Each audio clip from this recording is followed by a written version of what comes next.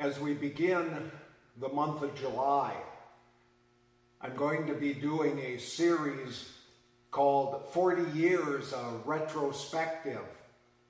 It's been 40 years since I graduated from Trinity Lutheran Seminary in Columbus, Ohio.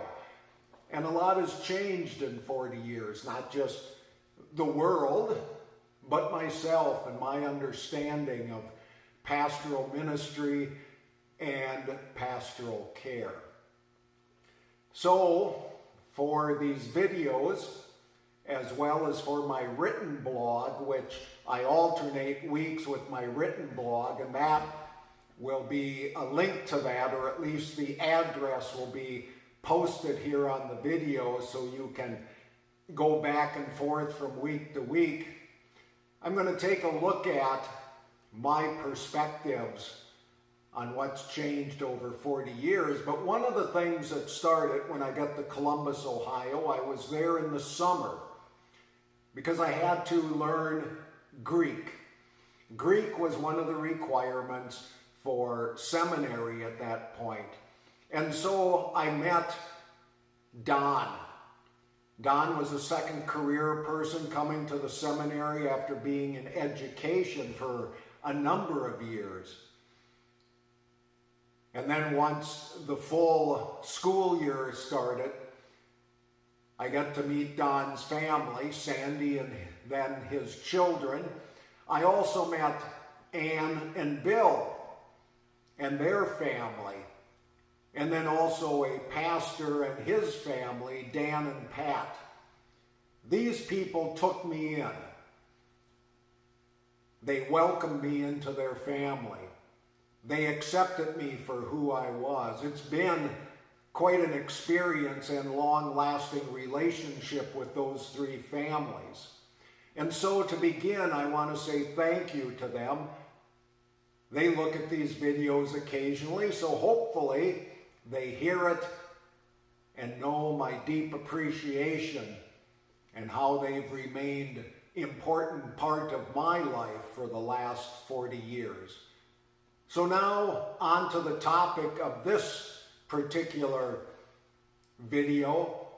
I'm going to take a look at what has been in the news a bit lately, thanks to the American bishops of the Roman Catholic Church. Going to take a look at communion, or Holy Communion, or the Eucharist, and where it began. Over my shoulder, you'll see parts of a communion set that was given to Congregational Lutheran United Church. Actually, it was given to the Congregational Church of Gardner long before they merged with the Lutheran body here in the small town of Gardner, North Dakota. But we're talking about communion. Where did it begin? We may say, well, it began with Jesus. Well, yeah, it did, but he didn't just make it up. Communion was a transformation, or if you wish to say a morphing, of the Hebrew celebration of Passover. The Passover was part of the 10th plague of the 10 plagues when the Hebrew people were enslaved in Egypt, and that's recorded in the book of Exodus. The Hebrew people got into Egypt as, if you wish to say, as immigrants, because Joseph was there as Secretary of Agriculture, and he brought in his 11 brothers and their families, and etc. Well, in the real world, things change, and so it did at those times as well. The Hebrew people became more numerous, the government in Egypt changed, and the Egyptian government decided it was time to help squelch, or at least keep in confines, the Hebrew people. So they enslaved them. And so over the course of time, the Hebrew people complained about their slavery. And who wouldn't? Who wants to be enslaved? So God worked in life and raised up Moses and Aaron to speak for God to Pharaoh. Well, what ended up happening was kind of a bit of a battle between Pharaoh and the God of the Hebrew people. Well, it was the 10th plague, and that was going to be the one that would set the Hebrew people free, because God listened to the cries of the Hebrew people. It wasn't that the Hebrew people were somehow sinless. It wasn't that they were perfect. It wasn't that somehow they were better than everybody else, but God listened to their cries and their situation and their enslavement, and God responded. The 10th plague, which became the Passover, it was told to the Hebrew people that they should take the blood of a lamb, new, innocent, perfect, the best of looking toward the future, but to take the blood of the lamb and basically paint it on the door frame of their house. So when the 10th plague came, the angel of death would pass over the homes of those people who had the blood of the lamb painted on their door frame. When that happened, Pharaoh had had enough, and he told the Hebrew people to get out of Egypt. Their God had won. And so the people take off. That's the Passover. That is the event that Jesus is recognizing, celebrating, sharing with his disciples when what as Christians we know as communion took place. Jesus changed up part of that tradition. What we need to remember, I believe, and what has become important for me over the years, is that it's not about us as human beings. It's not about the Hebrew people. It's not about Christian people. It's about God. God chooses to listen and to respond and to save. Not perfect people, not chosen people, but people. And so that in communion, as we call it in Christianity, is what I believe is foremost.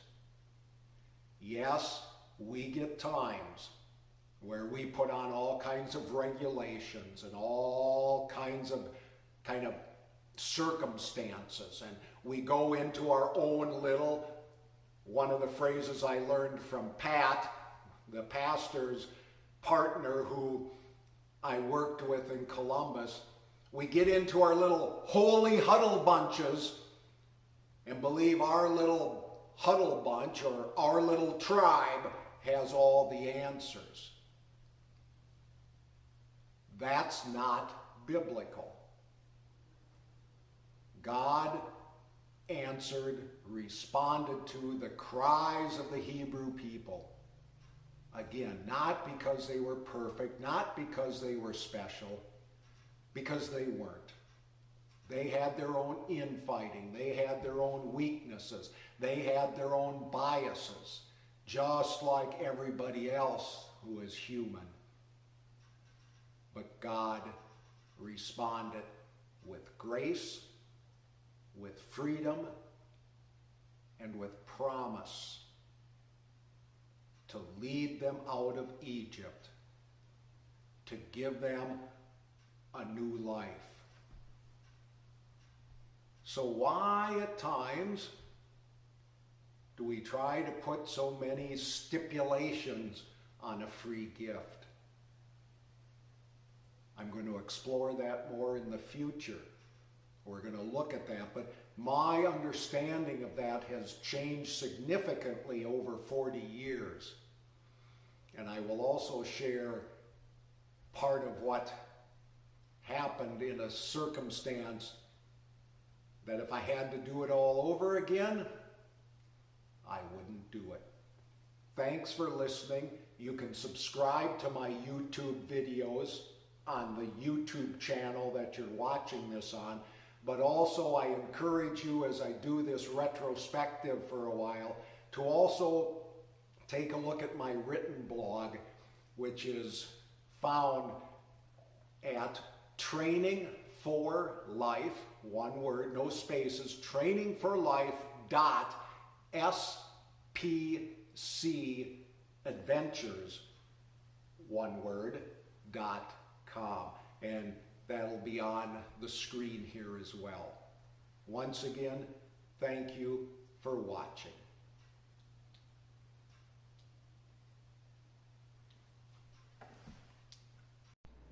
So you may be asking yourself, I know I've asked myself, why did Don and Sandy, Bill and Ann, Dan and Pat continue to keep me involved in their lives and family?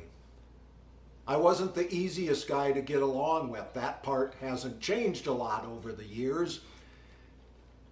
But they welcomed me, not because I mowed their lawn, not because I painted their walls in their house, not because I provided free child care or anything else. As a matter of fact, there was probably plenty of reasons they could have disassociated from me. They put up with my bantering, my ranting, my sarcasm. They put up with my inebriated babblings and let me sleep it off in their homes a few times to keep me safe. Why did they do that? Because I was so marvelous, right? Because they needed somebody from Minnesota to set them straight. What do people from Hawaii and Utah and Ohio know about life?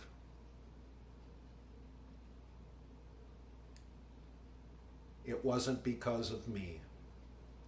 It was because of their kindness and generosity and their grace. See a connection? God reaches out to embrace us in life, in community, and even in the Passover and communion. It's not about us. It is not about us.